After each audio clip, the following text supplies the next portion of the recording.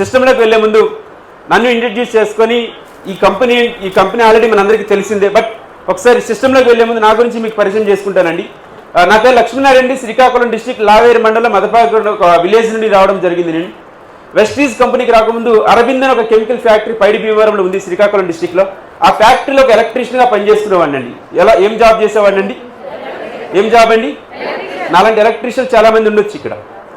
అదే ఫ్యాక్టరీలో నాతో పాటు కలిసి పనిచేస్తున్న ఒక ఫ్రెండ్, నాకు అక్కడ సీనియర్ ఆయన. ఆ ఫ్రెండ్ ఏం చెప్పాడంటే వెస్టీజ్ని ఆల్రెడీ టేకప్ చేసి వెస్టీజ్ గురించి నాకు చెప్పడం జరిగిందండి. ఎందుకంటే ఫ్రెండ్ ఒక బిజినెస్ ఆపర్చునిటీ తీసుకుంటే ఫస్ట్ చెప్పేది ఎవరికి? ఫ్రెండ్కి. అదేవిధంగా నాకు ఇంట్రడ్యూస్ చేయడం జరిగిందండి.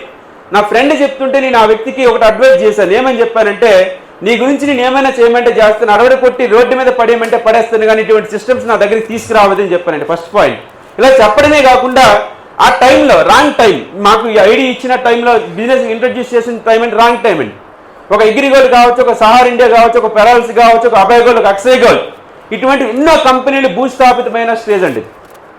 ఇది కూడా మనం దాంతోనే కంపేర్ చేస్తామండి. ఎస్ఆర్ ఇది కూడా ఎంత కట్టాలి, ఎంత కట్టించాలనుకుంటామండి. ఎస్ఆర్ అందుకు నా ఫ్రెండ్కి ఏం చెప్పానంటే కంప్లీట్గా రిజెక్ట్ చేశాను. నా ఫ్రెండ్ ఫైనల్గా ఏం చెప్పాడంటే, నేనంటే నీకు ఒక ఇష్టము, నేనంటే ఒక నమ్మకం ఉంటే నా గురించి ఒక మీటింగ్కి వచ్చి కూర్చో, విను, నీకు నచ్చితేనే ఈ బిజినెస్ మనం కలిసి చేద్దాం, లేదంటే ఫ్రెండ్షిప్ మెయింటైన్ చేసుకుందాం అని చెప్పాడండి. మీటింగ్కి వెళ్ళాలంటారా వద్దంటారా? గట్టిగా చెప్పాలి, గట్టిగా చెప్పాలి. అంటే మీటింగ్కి నేను ఇష్టంతో వెళ్ళే బలవంతంగా వెళ్ళాను. నా ఫ్రెండ్స్ ఇక్కడ చాలా మంది ఉండొచ్చు. ఎస్ఆర్ బలవంతంగా వచ్చి కూర్చుంది. అయితే వెళ్ళాను, మీటింగ్లో కూర్చున్నాను. మీటింగ్లో కూర్చునేటప్పుడు నా మైండ్లో ఏముందంటే వీళ్ళు ఎంత కట్టమంటారో చూద్దామని ఆలోచనతో కూర్చున్నానండి. ఈరోజు కొత్తగా వచ్చి కూర్చున్న వాళ్ళకి మైండ్లో ఏమైతే రన్ అవుతున్నాయో వన్స్ అప్ అంటే నా మైండ్లో కూడా అయ్యే రన్ అయ్యి.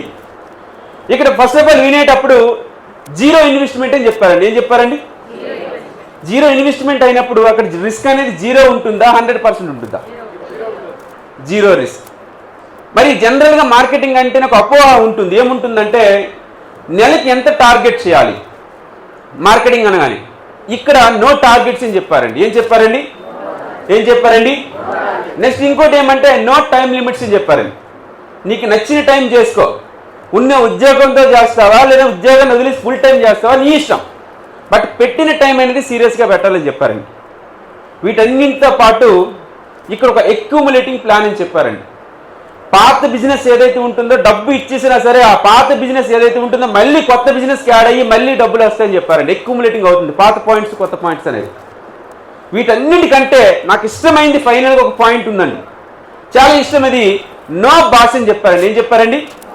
గట్టిగా చెప్పండి, గట్టిగా గట్టిగా. No boss.